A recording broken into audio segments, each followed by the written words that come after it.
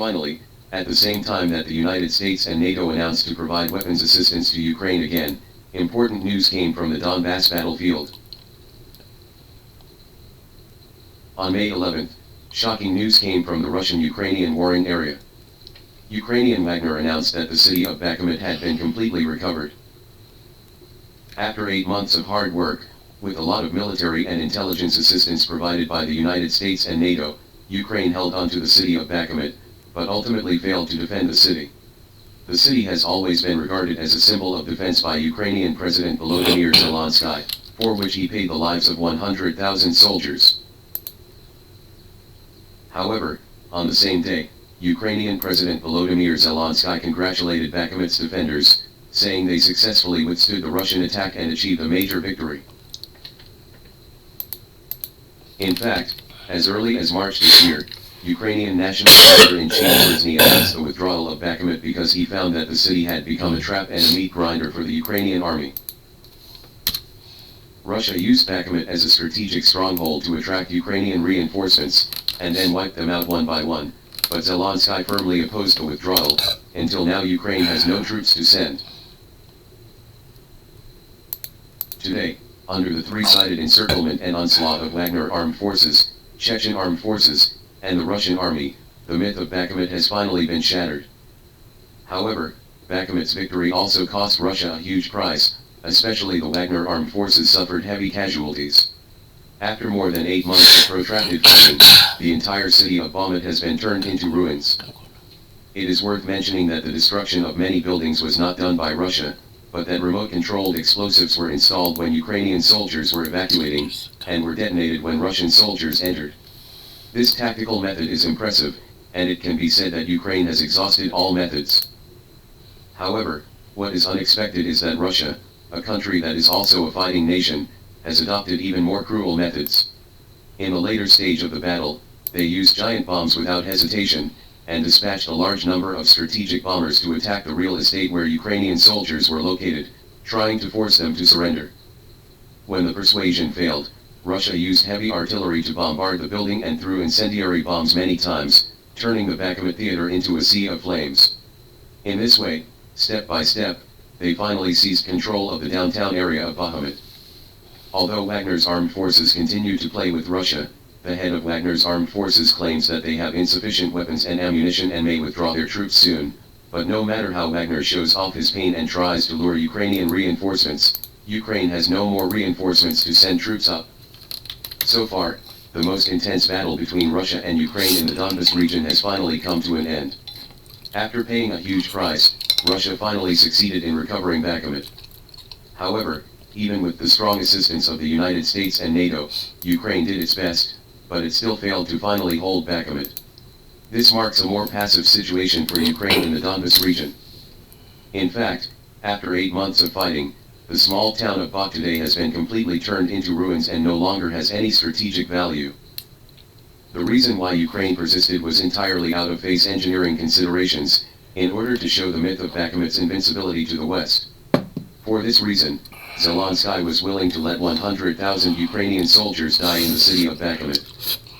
The reason why Russia stormed Bakhmut at all costs and issued an order to seize the city was to show Ukraine, the United States and NATO through this bloody battle that there is no unbreakable fortress in front of Russia, and there is nothing that cannot be taken position. After successfully capturing the city of Bakhmut, Ukraine today was forced to retreat to the outskirts of the city. However, looking at the Donbass region, Russia's next target may be Slavyansk, another important town behind Bakhmut. It seems that the inflection point of Russia and Ukraine is coming soon. Putin is very angry and the consequences are serious. Today, the Ukrainian campaign has entered its 7th day. Russia, which had been hindered in the war due to its mercy, finally let go of its hands and feet. Under the heavy bombardment of Russia, Russia won a decisive victory on the battlefield in Udon. Ukraine was located in the Eastern Theater and the Northern Theater Command was destroyed by Russian artillery fire. A group of senior officials, including the commanders of the 2 districts, were wiped out by Russia. Ukraine suffered heavy losses overnight. Next, I will give you an inventory of the latest results Russia has just achieved on the Ukrainian battlefield. 1. The special training base of the Ukrainian Intelligence Center was razed to the ground by Ross. 2. Russia also achieved a major victory in Udon yesterday, that is, massacred countless civilians on the battlefield in Udon. The notorious Ukrainian 53rd Brigade was completely annihilated by Russia, including the brigade commander Jidenko. All of them were killed on the spot. You must know that the Ukrainian 53rd Brigade massacred people crazily in eastern Ukraine, stained with the blood of the people of Donbass, and the Ukrainian people hated the 53rd Brigade. This time, under the double teaming of Russian firepower, the 53rd Brigade was wiped out. The Russia-Ukraine war this time was entirely caused by the US wanting to use Ukraine as a check and balance to bring down Russia. Even China is the main target of the US, and the US even uses Chinese stars to carry out big plots, including Wu Yufan and Wu Yufan who were arrested. The shameless deeds that Zhao Wei did together, because the inside story cannot be shown here, please go to the official account Kangwo site to make a friend and send you a private message. 3. As we said at the beginning, the Ukrainian headquarters in the Eastern Theater was flattened, and the commander of the Eastern Theater was killed. At the same time, the Ukrainian Northern Theater was also razed to the ground under Russian artillery fire, and most officers, including the Northern Theater Commander General Krasnikov, were killed on the spot. The armies of the two major wars were razed to the ground, and a number of high-ranking officials including the commander of the theater were annihilated on the spot. Russia has taken a major step in combating Ukraine's military vitality. 4. The most tragic battle was the battle in Kharkov, because the Ukrainian Special Forces and the Ukrainian Azov Battalion did not talk about martial arts before, and directly hit a large number of military weapons in schools, hospitals, and public opinion areas. In the early days, Russian troops were concerned about civilian casualties. Has not been able to win Kharkov, and the Ukrainian army entrenched in Kharkov was finally forced back after many attacks. But this time, Russia launched a stormy strike against Kharkov's vital forces. The fighting in Kharkov continued all night, and the sound of huge explosions resounded throughout the night. Under the blow of Russia's use of heavy weapons, Kharkov's Ukrainian army was defeated, and Kharkov was only one step away from completely falling into Russia's hands. A large number of Russian paratroopers parachuted into Kharkov. It was speculated by the outside world that this was Russia's final clearing operation in Kharkov. The complete victory of Kharkov would wipe out the resistance in eastern Ukraine. 5. The radio and TV tower in Kiev, the capital of Ukraine, was precisely attacked by Russian missiles, marking that Russia finally began to attack Ukraine's communication facilities, and began to evacuate the people in Kiev, launching strikes against multiple targets in Kiev. 6. While achieving major victories in eastern and northern Ukraine, Russia has also achieved remarkable victories in other battlefields. After a night of fierce fighting, the Russian army has completely captured Kherson, a port city in southern Ukraine, and has completely taken over the city's administrative management. Kherson has also become Russia's first Ukrainian city under full control. 7. Ukraine recognizes that Russia also controls the southern Ukrainian cities of Tokmak and Vasilivka, and the local Ukrainian army should voluntarily lay down their arms if they give up resistance. The sudden change in the battle situation made the Ukrainian representative who had been delaying the negotiation time unable to sit still any longer. He urgently spoke out and was ready to negotiate with Russia again at any time. Today, Ukrainian actor President Zelensky also started an urgent appeal to have a direct meeting with Russian President Putin. To this, Russia responded that the time has not come. It's no wonder that Putin doesn't want to meet and negotiate with Zelensky today, because during the previous day's negotiations, it was rumored that the Ukrainian representative even proposed that the Russian army in Ukraine surrender on the spot, and Russia hand over Crimea and other unreasonable demands, is purely delaying time. I believe that under this major blow, Ukraine no longer has the confidence to make the above-mentioned demands. Not only has Ukraine's attitude changed, but the attitude of Western countries has also undergone subtle changes under the sudden turn of the war situation. The 3 EU countries that originally claimed to donate 70 aircraft to Ukraine urgently clarified that they did not directly donate the aircraft to Ukraine, but parked the aircraft in Ukraine for alert. Just today, when the British Prime Minister held a press conference, a Ukrainian female reporter asked British Prime Minister Johnson in tears whether it is possible to set up a no-fly zone in Ukraine. Johnson replied in embarrassment, "No. Because that would conflict with Russia." Coincidentally, the day before, US President Biden also expressed that the United States would not set up a no-fly zone in Ukraine, because that would directly start a war with Russia. The intention of the Western countries could not be clearer, that is, you are fighting in the front, and we are responsible for cheering you in the rear. As for the desperate thing with Russia, you Ukraine can do it yourself. Even EU officials who previously vowed to allow Ukraine to join the EU immediately began to change their words. Ukraine can only be admitted to the EU after the end of the war in Ukraine, which is tantamount to slapping Ukraine again. If the tiger doesn't show its power, someone will always think you are a sick cat. After Putin showed his power completely, these tigers all showed prototypes. Putin, who originally wanted to stop in Ukraine, faced the severe situation and had to start to strike hard towards the demilitarization of indifference. The goal of denazification is striding forward. Time is running out for Ukrainian actor President Zelensky. Be wary of Yeltsin-style figures, who are bought, cultivated, and supported by foreign countries, which will cause great damage to the country. In the 1960s, Chairman Mao once commented on the Soviet Union and Khrushchev when he presided over the work of the 9 commentaries. The Khrushchev revisionist clique's peaceful evolution in the Soviet Union is to all socialist countries, including China. Inside, the alarm bells are ringing. After the establishment of diplomatic relations between China and France, Chairman Mao mentioned Khrushchev again when he met with de Gaulle. It represents the interests of a class, not the interests of the broad masses of the people. In fact, Chairman Mao's remarks were not to counter Khrushchev's slander of the CCP at international conferences. What Chairman Mao pointed out was the actual problems of the Soviet Union. He seemed to have anticipated the disintegration of the Soviet Union. In fact, the planned economic model of the Soviet Union has always had great disadvantages. It prioritized the development of heavy industry and neglected light industry, resulting in a deformed industrial structure in the Soviet Union.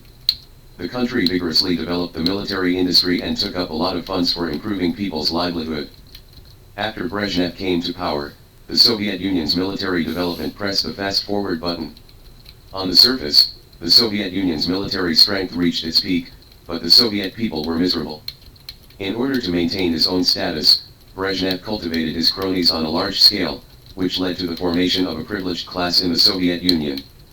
The privileged class numbered as high as 3 million, and corruption was rampant in the Soviet Union during this period, and they even appropriated the country's wealth for themselves. The existence of the privileged class made the Soviet Communist Party gradually divorced from the masses. By the time Gorbachev was in power, the political economy of the Soviet Union was basically terminally ill. After Gorbachev came to power, he was ambitious and inspired to lead the Soviet Union out of the predicament. He carried out a series of reforms on the political economy of the Soviet Union. In the economy, private ownership was promoted, state-owned assets were dispersed, and state-owned enterprises were privatized. However, such reform measures were meaningless at the time. Under private ownership, more corruption problems emerged, and most of the money flowed into the pockets of the privileged class. Politically, it promoted a multi-party system, imitated the Western parliamentary system, abandoned the leadership of the Communist Party of the Soviet Union, denied Marxism-Leninism, and promoted so-called democracy. Gorbachev's reforms not only did not bring the Soviet Union back to its peak, but intensified internal conflicts, which eventually led to the disintegration of the red giant of the Soviet Union. There were many reasons for the disintegration of the Soviet Union. It would be irresponsible to blame Gorbachev for everything. In fact, Yeltsin was the real culprit for the disintegration of the Soviet Union. In fact, Yeltsin has always been a careerist and an opportunist. The multi-party system proposed by Gorbachev will not actually bring democracy to the Soviet Union, but will speed up its split. This also gave Yeltsin an opportunity to take advantage of. Yeltsin was born in a peasant family and was the object of oppression by the privileged class, but he had a presidential dream since he was a child. As Yeltsin's position became more stable, his ambitions also expanded, so he found a way to realize his dream, which was to disintegrate the Soviet Union.